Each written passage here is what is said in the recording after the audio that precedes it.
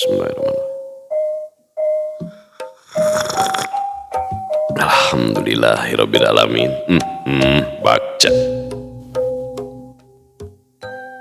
Assalamualaikum warahmatullahi wabarakatuh. Sampurasun wargi dulur baraya sadayana tepang dangu di sareng simkuring Mang Ian Kidemang Gunung Halu tia geningan anu manis anu kempot anu kasep sa Jawa Baratnya cek mah eta oge. Dina acara anu maneuh nyaeta dongeng Sunda. Dongeng zaman kiwari ala kiwari anu nyarioskeun lalakon kahirupan mangsa bihari atanapi kabaheulaan. Kumaha dararamang pala wargi sadayana atau mugi aya dina ginanjar kawilujengan rahayu berkah salamet amin ya Allah ya rabbal alamin. Dina waktos ieu simkuring sejanraskeun hanca anu katunda dina pedaran dongeng anu judulna Si Buntung Jago Tutugan bagian anu ka-27 karya Bapak S. Sukandar.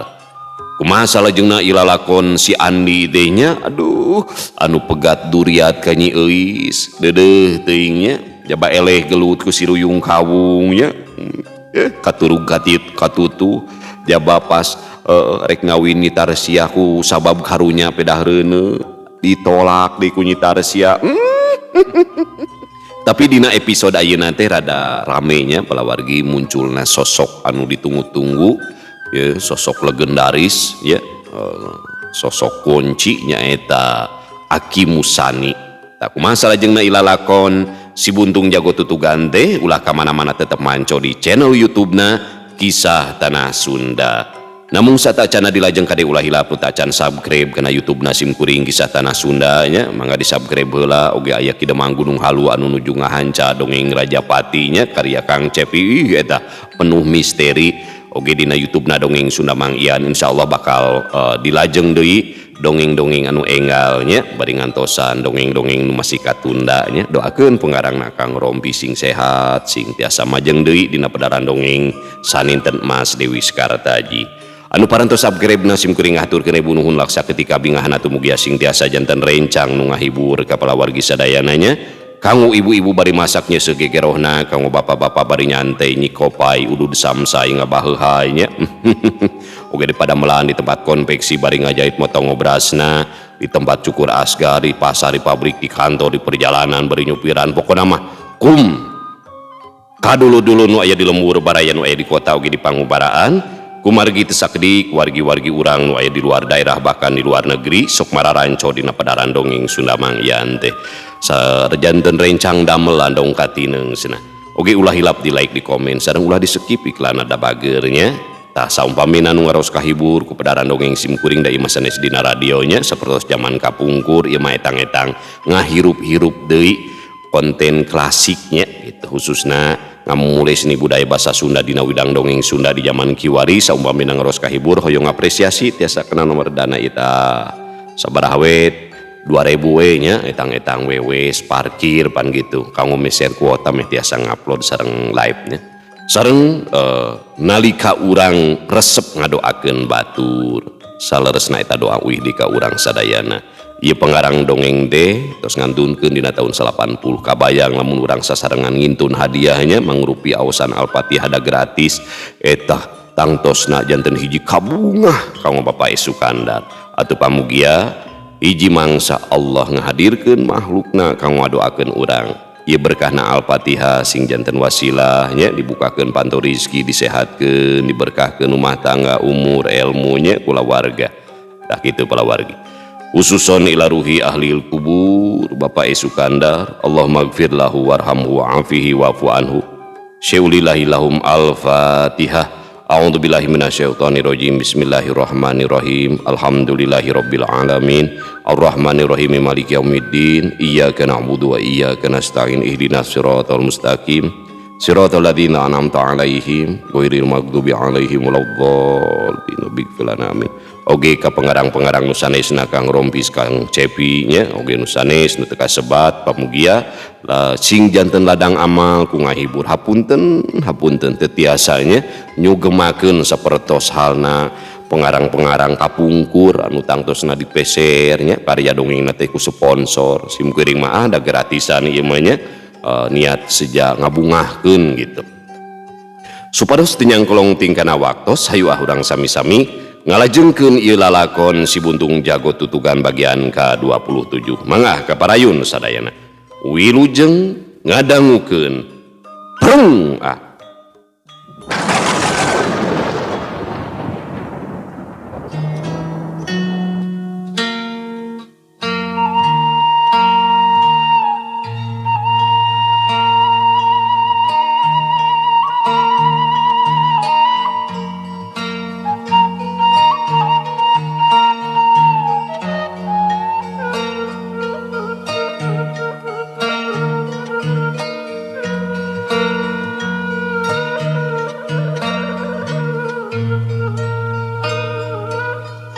salah omongan Ki Jantra ka Andi ngawawadian supaya Andi teh ulah indi ka Cipancar lantaran di lain-lain oge sasatna teh rek nyogrogkeun maneh kana durukan babakuna mah bisi Andi teu kuateun mireungeuhna bebende anu dinang nanengne teh ari akhirna mah kop ku batur kena ku paribasa dogong-dogong plak cau geus gede di tuar batur. Tapi Andi keukeuh maksa basana oge lain rek nanaon ngan sakadar hayang ningali Nyi Euis sok sanajan ukur sareret hayang neuleujirimna sakali wae mah itung-itung panungtungan lantaran manehna boga karep geus moal aya deui di daerah leles rek terus ngamprut bari mawa hate anu gudawang-gurawang keuna ku peurah asmara. Atuh eta cenah pernah ngedalkeun rasa katresna ka Nyi Tarsia pikeun Andi mah teu beda we jeung ngecelakeun cai kana daun tales puguh Nyi Tarsia oge surti Andi kitu teh pedah kajurung ku rasa kanyaahna puguh nasib dirina sasat keur aya dina gawir anu kacidalung kawingna. Lepas magrib Andi jeung Ki Jantra can waka indit masih aya di cadas gantung.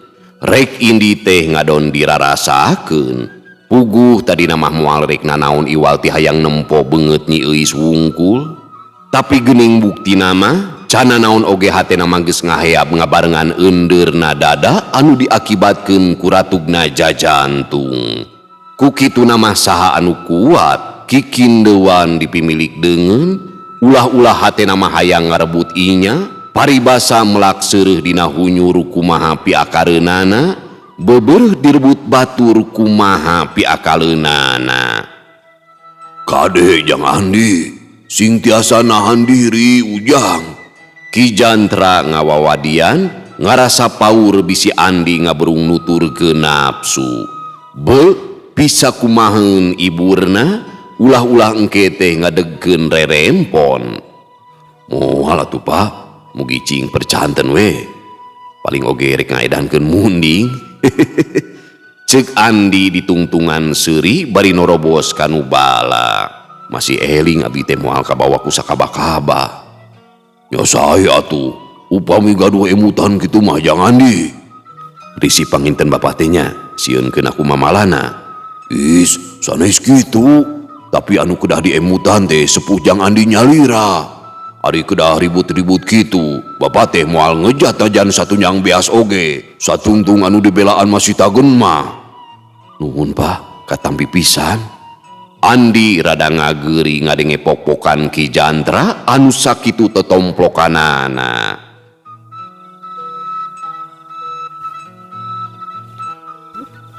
Mitra anu satya manco bari jeung Darmes ari Nyi Tarsia anu keur tumpa tempo kabeneran harita bet ningali Adria apal sareret oge yen eta teh babaturan Andi basa ti heula panggih teh gancang bae disampeurkeun.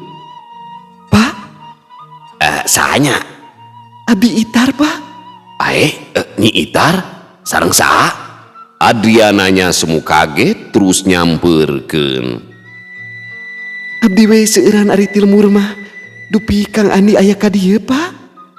Teu aya Nyi asa piraku antun ka dieu mah atuh awatos buguhan bapak oge. Dupi bumina di palimana kitu? Nah ada teu aya di dieu Nyi saurna mah di Panenjoan aya kaperyogian kitu. Sumuhun kapun bapak ieu teh? Ke Pak Jantra Sumuhun. Sami deui anjeunna oge di panenjoan. Sanes, linggih heula atuh ka rorompok. Aya da si Ibi mah. Ayo. Hatur nuhun Pak. Hatur nuhun kana pangasihna. Permios atuh. Linggih heula. Da Ibi mah aya di rorompok. Atuh mangga wawartos selawe ka rerencangan bilih milarian mah nya. Adria nyaan ngajakna teh lain ngan saukur tawargatra. Sawios Pak. Pada teras wangsul wae.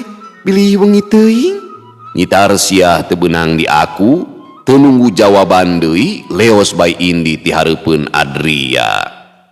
Ih, meni teu beunang di aku nya. Ceuk Adria bari ngaleos ka imahna. Boh ku Adria, boh ku Nyi Tarsiah, saurang oge taya nu nyaho lamun salila ngobrol teh aya nu ngadedengekeun tinu poe. Nyaeta Ki Badra jeung Ki Jalal anu kabeneranna teh harita keur kaluar ti dapur. Maranehna panasaran lantaran aya awewe tur pantes ngagoroan Adria, samumeuna pisan naringali sarta ngadedengekeun naon anu diobrolkeun teh. Panasaran oge maranehna teh aya hubungan naon ieu awewe jeung Andi sanajan tadi jelas nanyakeun bapana. Samburkeun ka ditu lal. Ceuk Ki Badra, "Loh, karana naon lah?" Rejeki ieu teh, rejeki. Lain tadi teh manehna nanyakeun si Andi. Ceuk Ki Badra bari melong ka Nyi Tarsiah anu keur ngajanteng misah ti Nurea. Sumuhun nguping. Nah, kumaha kitu? Sebutkeun lamun si Andi keur ngadaguan deukeut tapuran awi kitu. Ke ku aka di daguan di ditu. Rek dikumahakeun ka? Hoream paur akal baju lemah. Ki Jalal kekepehan lantaran manehna mah geus apal naon anu dimaksud ku Ki Badra. Alah, kalah kalau bata tanya. Njig, kumaha carana we sangkan manehna percayaun? Geuwat atuh. Ki Badra bari nyurungkeun tonggong Ki Jalal. Hoream oge akhirna mah Ki Jalal teh nurut. Manehna mah geus apal kana adat Ki Badra anu sok babari ngulit bawang lamun kahayangna dipugag teh. Leos bae Indit nyampeurkeun Nyi Tarsiah anu keur bingung naon anu kudu dipilampah. Ieu teh anu jenengan Nyi Itar kitu. Ki Jalal nanya semu asa-asa naker, sabenerna mah geus apal lantaran tadi disebut-sebut ku Adria. Sumuhun, bade aya naon kitu Pak? Nyi Tarsiah malik nanya, bari kaget oge lantaran ieu jalma anyar pinanggih teh bet nyaho kana ngaranna. Nyaeta, Bapak teh dipiwarang ku Jang Andi. Kang Andi? Keke, dupi Bapak teh nu ti mana teh kitu? Sanajan atoh oge Nyi Tarsiah teh ngarasa mangmang lantaran ieu jelema teh teu wau. Sedengkeun tadi cek Adria, Andi mah teu aya ka dieu. Bapak teh ti panenjoan sasarengan sareng anjeunna. Teras ningali salira di dieu. Nya abdi teh dipiwarang mendakan. Sumuhun, sareng saha di rerencangan Kang Andi teh Pak? Nyi Tarsiah teu ujug-ujug percaya bisi ieu jelema teh anu rek aya maksud ngarah ngarina. Lamun nya oge Andi ningali moal nunda talata. Sareng tuang Rama, Pak Jantra. Ai, di marana anjeunna ayeuna? Nyi Tarsiah mimiti percaya lantaran jawabanana memang cocok. Di ditu dicaket kebon awi. Ki Jalal bari nunjuk ke arah Lebak. Har, nakalah dinusuni geningan. Nyi Tarsiah masih can percaya. Maklum atuh Nyai. Anjeunna moal wantun nemongkeun maneh. Ki Jalal ngasungkeun alesan anu memang mata kaharti. Cing atuh, mangga Bapak. Cek Nyi Tarsiah anu maksudna mah menta dituduhkeun. Mangga Nyai. Mangga. Ki Jalal bari ngaleos ka jalan anu brasna ka sawah. Jalanna rada rubak sarta caang lantaran kasorot cahaya bulan. Nyi Tarsiah ngiclik nuturkeun pandeuri, saeutik oge teu sadar lamun manehna teh geus asup kana bubu. Sajroning leumpang teh panuna mahrudat reret kasabudeureun, lebah kencang ngajajar kandang muning aya kana opatna anu meledug di puput haseup durukan, serog ka lebah dapuran awi, kolebat aya nu luncat ka palebah jalan, karawak kana tak-tak Nyi Tarsiah, ari direret teh lain Andi. Nyi Tarsiah gancang ngejat, Saya teh nanaon make cukal cekel ha? cek Nyi Tarsiah, ret kaki Jalal tembong nyerenge. Mana Kang Andi teh? Nyi Tarsiah nuluykeun omonganana, sok adieu mending jeung kaula yo. Cek Ki Badra bari teu reureuh rek newak. Mana Kang Andi teh? Mana? Cek Nyi Tarsiah ngagentak ngejat bari ngareret deui ka Ki Jalal. Ulah milari nu teu aya Nyi Itar, payunan we tah Ki Badra da sami. Cek Ki Jalal petalakuna teh pika sabeleunaker. Ai, sia geus nipu ka aing ha? Teu lucu sia kolot-kolot? Cek Nyi Tarsiah bari ngaragap beuteungna anu geus meleuneu teu salempang lantaran seseg ku epek. Yap ka dieu geulis, tos ngaraosan mah matak moho geura. Ki Badra luncat lir ucing ngarontok beurit. Nyi Tarsiah gentak nguliwet ka gigireun Ki Badra, kaprot beungeut Ki Badra teh dicabok. Alah, galak pisan euy. Ayo Ki Adi, urang kepung. Kayak geus aka giliran Ki Adi ho. Ki Badra mere parentah. Antukna Nyi Tarsiah teh dikepung kuduaan, Ki Badra jeung Ki Jalal teh beda we ti ucing anu keur ngepung beurit. Nyi Tarsiah anu ngarasa sangeuk lamun nepi ka dirina digunasika, satekah polah ngabela diri. Bajingan sia, aing leuwih hade paeh tibatan awak aing di kotoran manusia iblis model sia. Cek Nyi Tarsiah bari jeung nyingkahan Ki Badra anu harita rek newak leungeuna. Hiu gejrot pereup katuna dina jurus tutungkusan si Aro nyayang kana cukang irung Ki Badra. Sanajan kasebut pereup awewe, tapi adi kumineng dilatih mah teu wudu dina ngacedakna teh mata keranyai tur nyautan. Mireungeuh kitu, Ki Jalal nu aya di tukangeun sakilat nubruk ka Nyi Tarsiah. Nyi Tarsiah gesur ti kalawan teu balikeun awakna, manehna ngaligotina jurus orai gibugwarahan bapana. Geduk, hak, cenah giliran Ki Jalal ngagero lantaran dadana didagor ku siku. Ngadon ngajak ojon, resep ieu mah euy. Buru Ki Adi, ulah dilila-lila, urang kepung ye. Cek Ki Badra nyumangetan. Coba geraragap awak aing ari bisa mah. Guluh eta Aka, minta surangan geuning. Hayu Aka, Gustu sabar sigana manehna teh. Urang pahulah-heula we Ka. Cek Ki Jalal ngomongna haros-hos bari ngeteyep teu beda we jeung ucing ngadodoho manuk. Ayo Ki Adi, moal sakumaha ieu tanagana. Ngan Aka heula nya, teu hade Ki Adi mihulaan. Geus teu kuat geus ngagayot ka hareup ieu. Cek Ki Badra bari sarua ngeteyep. Corelat Ki Badra ngarontok sedeng Ki Jalal ngagabrug ti gigir. Nyi Tarsiah teu gugup, gentak manehna ngejat bari nyabetkeun dampal suku kencana kana suku Ki Badra anu masih ngangkang tacaning cakana taneuh. Pugu we badan Ki Badra teh jadi ngoleweng leungit kasaimbangan.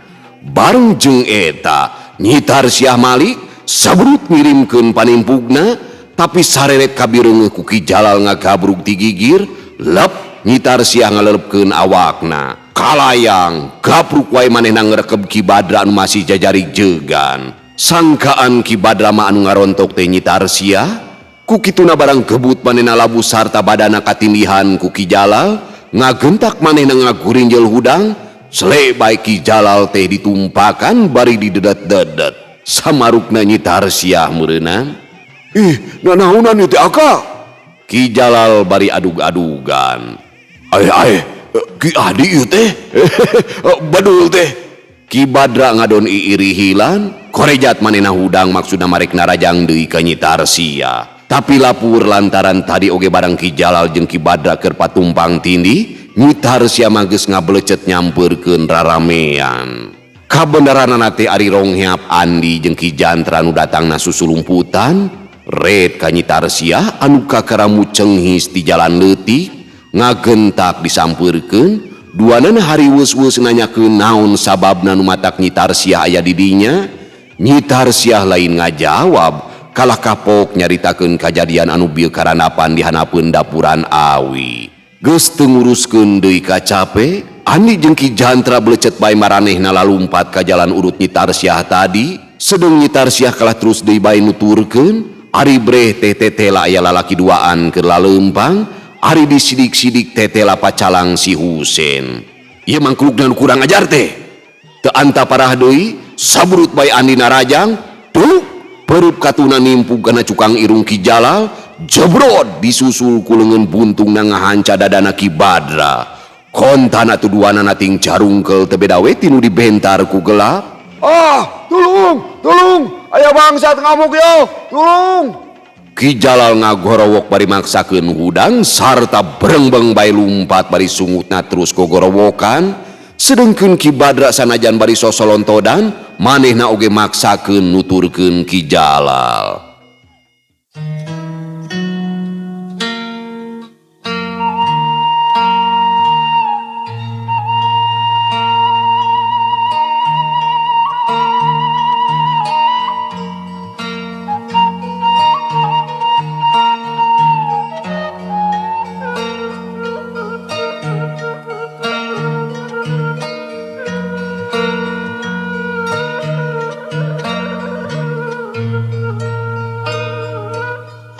Tadi nama Andi teh rek terus ngudag lantaran nafsuna tacan kabudalkeun kabeh. Orok kaya Ki Jalal geus nepi manten ka lembur bari teu eureun gogorowokan nyebutkeun aya bangsat. Atuh puguh we anu keur lalajo teh buriak bae nyampeurkeun ka Ki Jalal. Keur kitu torojol deui Ki Badra anu sosolontodan teu beda we ti hayamkeunna panyakit tetelo. Atuh jalma-jalma teh jadi ibur, nu kaburu nyokot bedog mating serbet maruru ka jalan leutik panuduhan Ki Jalal. Aduh, cilaka, nyumput ka kandang muning. Andi bari metot Nyi Tarsiah jeung luncat dituturkeun ku Ki Jantra. Awas kebung euy. Tah nyumput tah ka kandang muning tah euy. Kebung. Kadenge aya nu ngagorowok, taksiran bae manehna awaseun keur waktu Andi luncat ka lebah dinya. Beuh, kenyahoan deui, kudu kumaha ieu teh? Andi bari rurat reret neangan jalan pikeun nyalametkeun diri. Tapi lamun Andi daek nyogrogkeun beungeut oge moal naon-naon, paling-paling urang Cipancar teh kalah malik geuleuh ka Ki Badra katut ka Ki Jalal. Tapi geus kitu we lantaran Andi teh kebeku rasa era, pang-pang namah sieun kanyahoan ku Pak Haji Sobana, komo deui kujang dana mah piraku teu diancunan. Komo deui ayeuna teh jeung aya Nyi Tarsiah, sok sieun sangkaan tatangga-tatanggana teh los-los kanu lain-lain. Ku kituna Andi teh jadi kawas nu bingung, ret kamuning jalu anu keur merong ka manehna, teu anta parah deui. Cekuk bae ditonyok ku leungeun buntungna, atuh puguh we muning teh ngajere teh ka tukang lantaran reuwa sarta nyerieun meureunan. Jekuk deui nu sejena ditonyok, jere teh deui mundur ngarumpak anu sejen. Geus kitu mah jebrod-jebrod bae anu sejena dihanca nu antukna buriak bae munding-munding teh kaluar ti kandangna, bari silih gadil jeung pada baturna. Bereuyek ka sisi jalan, kabireungeuh ku baturna anu masih kene aya di kandangna, ribut hayang kaluar sarta terus ngaburusut ka jalan lantaran sorogna dilaanan. Ret ka jalma-jalma nu keur lalumpatan nyampeurkeun, nah atuh teu anta parah deui, saburut bae muning-muning teh ngudag, kawasna bae disangkana jalma-jalma teh rek ngepung maranehanana. Alah, tolong, awas tata muning-muning amuk muning-muning, amuk tah nyingkah. Buriak jalma-jalma teh baralik deui ka tukang sarta berengbeng bae lumpat paheula-heula. Sedengkeun muning-muning terus ngaberik di tukangeunana. Enggal teras ka dieu Pak. Andi ngajorelat ka sisi kebon, juringkang mapai tangkal Jayanti, beras ka sisi lembur saterusna ngabeng beos muru ka lembur hujung, salamet teu kanyahoan kudu ngarudag. Alusna teh deui cahaya bulan ngadadak surem lantaran jirimna ngabulbus katukangeun mega kandel.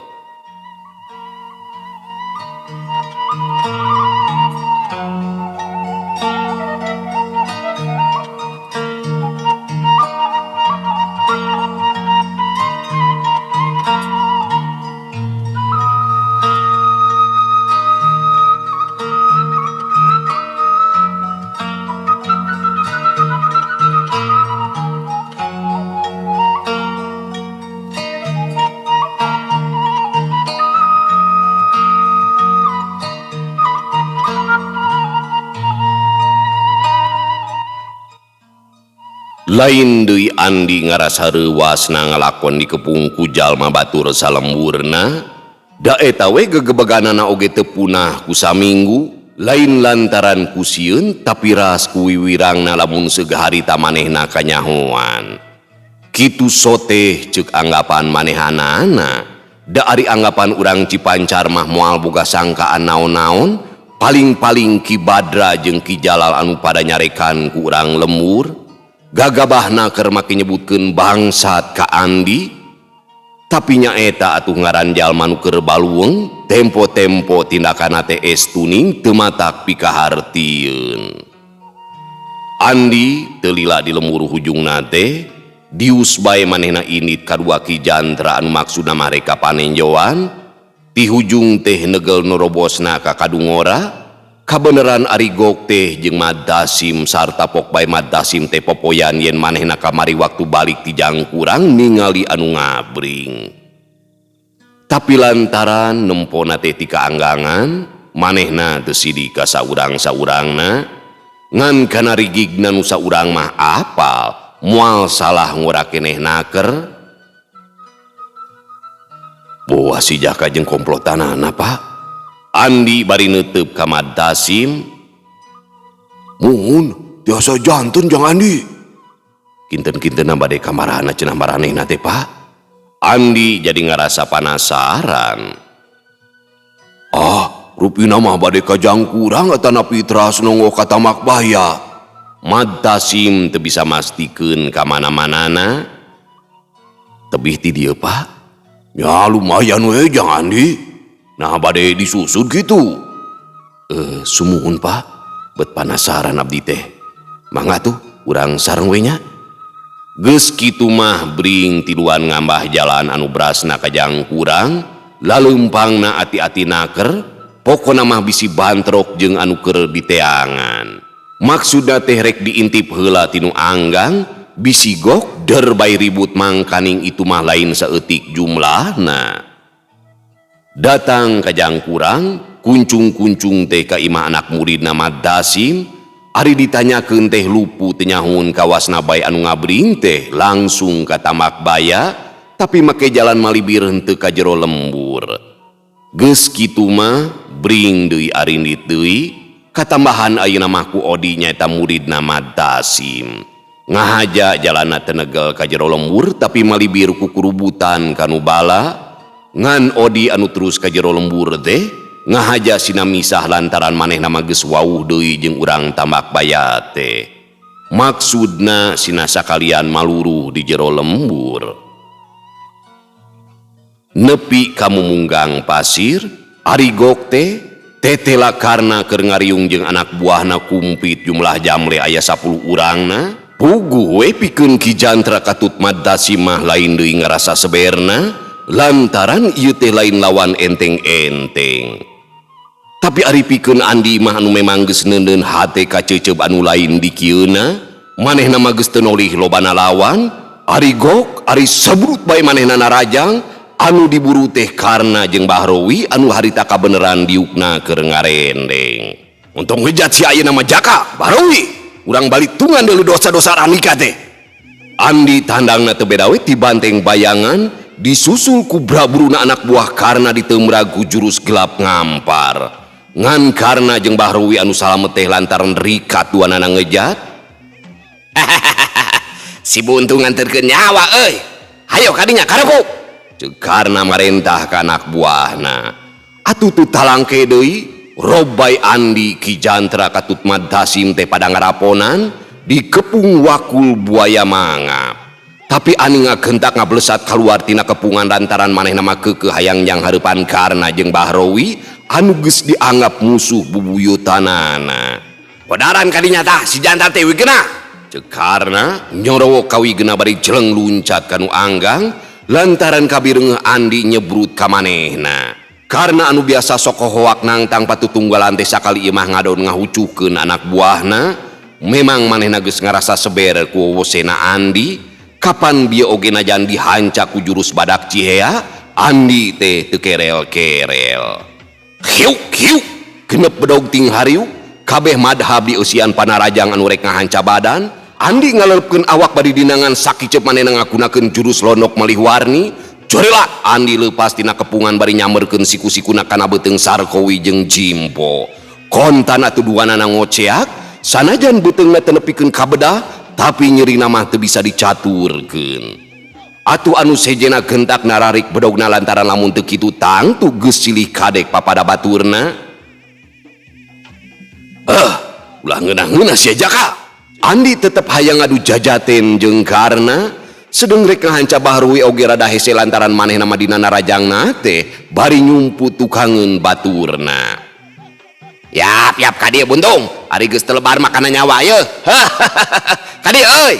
Ceuk karna bari seret mesat bedogna, hayang nama ngagunakeun gerakan lancah maung, oro kaya sok sieun ngahanca baturna sorangan.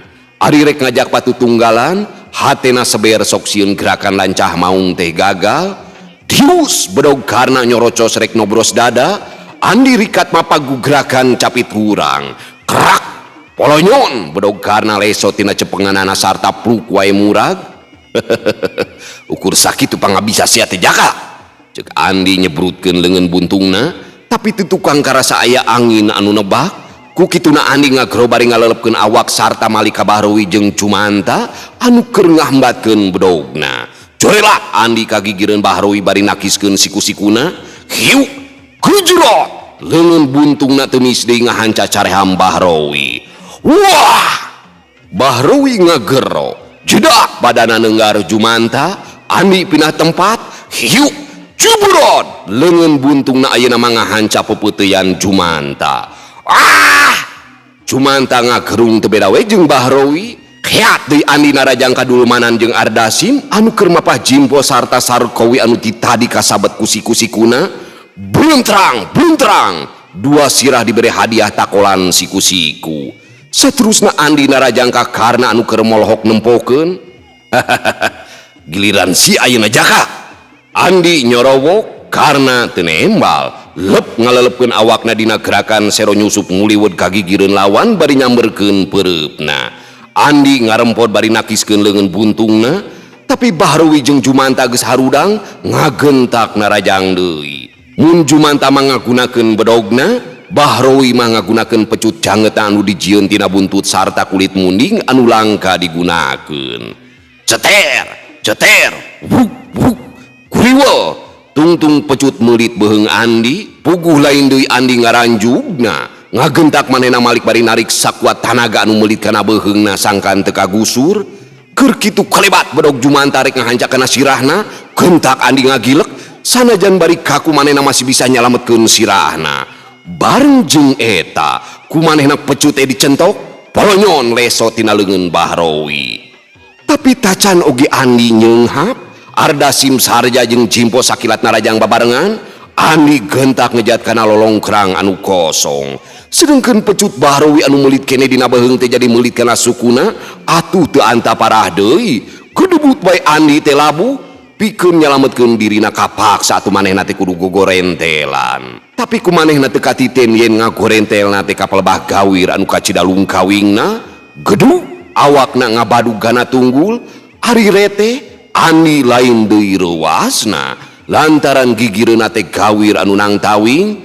Temiceun tempo gurinjel hudang, tapi tacan oge manehna bisa nangtung ajeg karena sakilat narajang sebut badan Andi teh diteje atuh satakerna gorempal koleang. Awak Andi ngoleang ka handap dituturkeun ku sora jeritna anu les-lesan matak muringkak. awak Andi ngalayang kana jungkrang.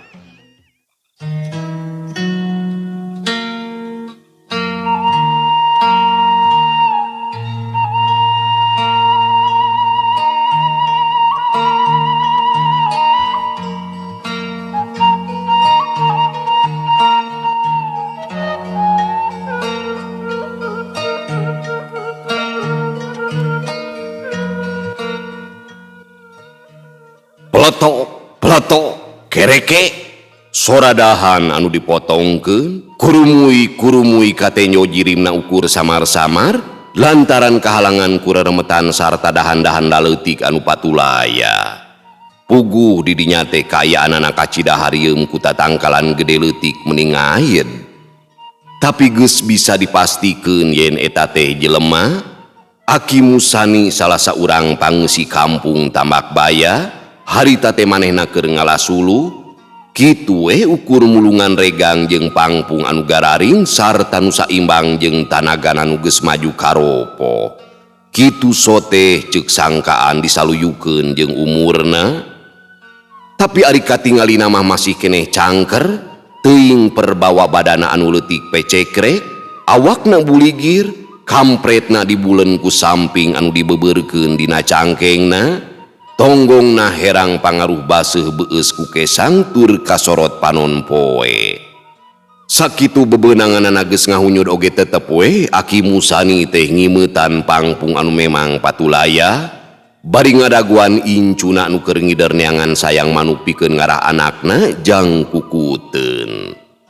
Gorobas, brug, di luhur kadenge sora anu murag, bareng jeung rasa ruasna Aki Musani ngaburi leng tanggah kaluhur. Beungeutna manco ka arah datangna sora, ari breh teh lain deui ngagebegna.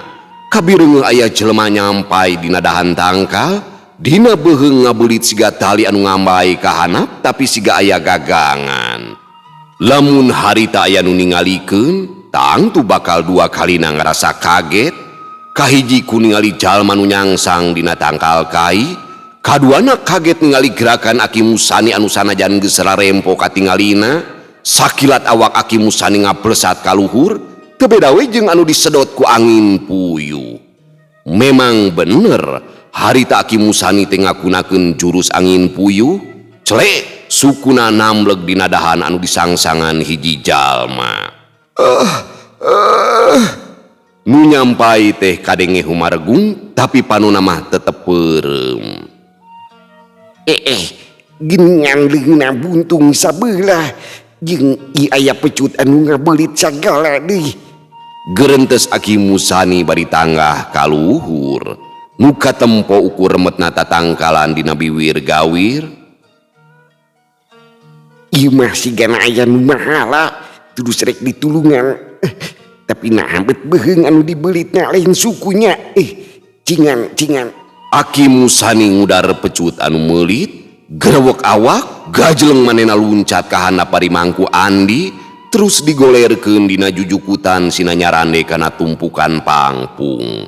Leungeunna diurutan sarta embun-embudanana teh ditiupan. Aduh, Cek Andi humarurung, brai panona beunta, kasampak aya nu nampeu hareupeunana. Reup deui peureum ngararasakeun ka nyeri, awakna asa pasiksa kawantu waktu nyirorot murag teh, awakna tiba baradug kana dahan-dahan tatangkalan anu ting jeleg-jeg dina gawir. Tadi teh barang ngoleang ka dasar jungkrang, Andi teu inget di bumi alam. Inget-inget deui pasti babaradug kana dahan anu saterusna nyangsang dina dahan kai di dasar jungkrang. Sanajan bari ngararasakeun ka nyeri, manehna bisa ngarasakeun yen tadi teh aya jalma ngadeuketan ka rasa rieugna. Komo deui sanggeus manehna dibawa turun, sareret oge geus bisa dipastikeun yen ieu jalma teh lain jalma jore-jore. Karasa dina ragapna sarta carana luncat. Barang tadi Andi beunta oge lain deui ngaranjugna lantaran anu nulungan manehna teh teu kurang teu leuwih hiji aki-aki anu pangawakanana pecekrek leutik. Geus eling Agus, Cek Aki Musani nanya ka Andi, lantaran tadi kabirengeuh beunta. Tulungan batur kuring, tulungan. Cek Andi lain ngajawab, manehna kalaka inget kaki Jantra sarta Madtasim baku namah kumaha nasibna. Di mana Sujang? Di luhur, nuju di karepuk ku jalma-jalma jahat. Kutang teh di ditu ditonggoheun lembur. Cek Aki Musani kaget oge lantaran sakanyahona di lemur teh taya jalma jahat. Geus puguh ningali Andi oge geus lain deui kagetna, nah urang mana ieu jelema buntung teh sarta naon sababna bet aya di Tambak Baya. Sumuhun Aki, anjeunna duaan, sedengkeun anu ngoroyokna seueuran. Dikoroyok kurang Tambak Baya ling. Sanes, tapi ku jalma jahat anu jolna ti daerah Gunung Haruman. Keatuhnya jeung ka mana deui bebeunyi teh teh. Aki Musani tumpa tempo neangan incuna. Karuhan teka tempo, suit wae manehna nyuitan, tetela tarik naker sora nama, tekung silila kadenge sora suit deui anu nembalan ti kaanggangan. Korosak, pacengul tinu bala teh hiji budak lalaki kira-kira umur 12 tahunan, langsung nyampeurkeun ka Andi anu keur nyarande kana tumpukan sulu. Manehna ngarego bari terus melong ka Aki Musani ku sorot panon anu pinuh ku pananya. Aya nu cilaka medi, tungguan heula ku manehnya. Ke akhire katongo heula sakedeung. Cek Aki Musani nitah ka incuna sarta tenungguan jawaban, corelat bae manehna luncat kanu bala, sakiceup oge geus teu katingali saterusna ngarkuh jalan anu nanjak. Ngannya kitu, gerakanana tengan sajorelat bangun anu kacida entengna lempang di jalan anu sakitu netekna teh. Mugi-mugi we Pak Jantra jeung Ki Madtasim bisa katulungan. Ningali gerak-gerik nama si Aki teh pasti lain jalma jore-jore. Lamun kaburu mah aing yakin pasti katulungan. Andi ngagerentes dina hatena. Kasimedi anu keur merongkeun gigireunna nama teu ieu malire, reup wae peureum deui. Memang harita teh boh Ki Jantra boh Madtasim lain deui ripuhna, lantaran lawan-lawanna teh kabeh tamplok ngarepuk kamaranehanana, jaba masing-masing hatena kacida ngarasa tagiwurna, ras mikiran nasib Andi anu tadi ngoleang kana jungkrang, ulah-ulah moal kapulung deui nyawana. Terus sedekeun kana gawir Bahrowi, keun sina nyusul si Andi tah. Cekarna ngabobotohan Bahrowi anu harita keur jojo jeung Wigena sarta Sudinta ngahurup Ki Jantra. Mun jang jaka, tapi urang budalkeun heula tau si beutungna. Tembal Bahrowi bari hiuk nyabetkeun bedogna anu meunang nginjeum ti Sarkowi, datangna ti gigir. Petalakuna teh bangun anu rek ngabudak barik eusi beuteung. Tuh gampang. Paling hulu sia ku aing ditarok sia. Hiat. Ceki Jantra bade ngalego tina gerakan orai gibug, trang bedogna geus hasil dipake nakis, sabuk Wigena narajang. Kilek trang bedogna ditakis deui, corelat kakemplong Wigena anu keur nyangeyeng teh di teje. Hiuk bedogna disabetkeun ka Sudinta anu harita bedogna keur nyuruntul ti luhur anu geus sabak-bakeun rek ngajeke kana sirah. Ki Jantra ti tadi oge lain teu surti kana pibahayaeun, tapi manehna geus nekad. Untung-untungan rek nukeurkeun sirah jeung dadana Sudinta, tapi manehna teu kebat sabab kareret Bahrowi geus nyuruntul deui. Orok kaya, Sudinta mah memang kecing manehna teu narik deui bedogna, seret Ki Jantra malik 80 derajat lantaran karasa aya angin anu nebak ti tukang ciciren aya bahaya. Lep manehna ngalelepkeun badana dibarengan ku nyabetkeun bedog anu nyerepet nyasar beuteung Bahrowi. Bahrowi lain deui ngaranjugna. Jabat ti pangadekna ngeplos teh malah bedog lawana anu nyorocos rek ngabudalkeun eusi beuteungna. Ku kituna gentak manehna ngaragrageun awakna. Hal ieu teh pikeun Ki Jantra makacida nguntungkeunana lantaran gerakan Wigena jadi kahalangan ku awakna Bahrowi. Tolol si lain mah Sudinta. cekarna nu tadi ningalikeun Sudinta anu ampir bisa narok sirah Ki Jantra ngan lantaran dada manehna oge bakal kabeunangan disabat ku bedog nya manehna ngejat deui. Pamiarsa sadayana waktosna parantos teu nyekapan deui geuningannya. Cagurang tuna ilalakon si buntung jago tutugan teh nya. Insyaallah kin urang lajengkeun dina episode salajengna. Kabayang ieu kumaha awal carita saleresna namanya para wargi sadayana lalakon si buntung teh can guguru anu bener wae nya can menang ilmu nu bener wae ieu si buntung geus sakitu gagahna seseueurna tina otodidak tapi bisa ngimbangi kahebatan si ruyung kawung komong ke pas geus dididiknya ku Aki Musani bakal gagah eta teh ya. Para wargi sadayana hapunten dina alatna kamari sabaraha dinten sim kuring teh kapapatenan pun mang ya sepuh ngantunkeun gitu teras angkat ngalongok murang kali ka pasantren janten ada kirang sehat ongkoh di gitu sabaraha dinten teu kulem gitu sakali dihapuntenna dina alatna ulah kirang-kirangnya pokona mah ulah hilap nyawerna nya meh tiasa meser kuota jang upload pokona mah anu nyawer didoakeun sing asup surga. Amin amin ya.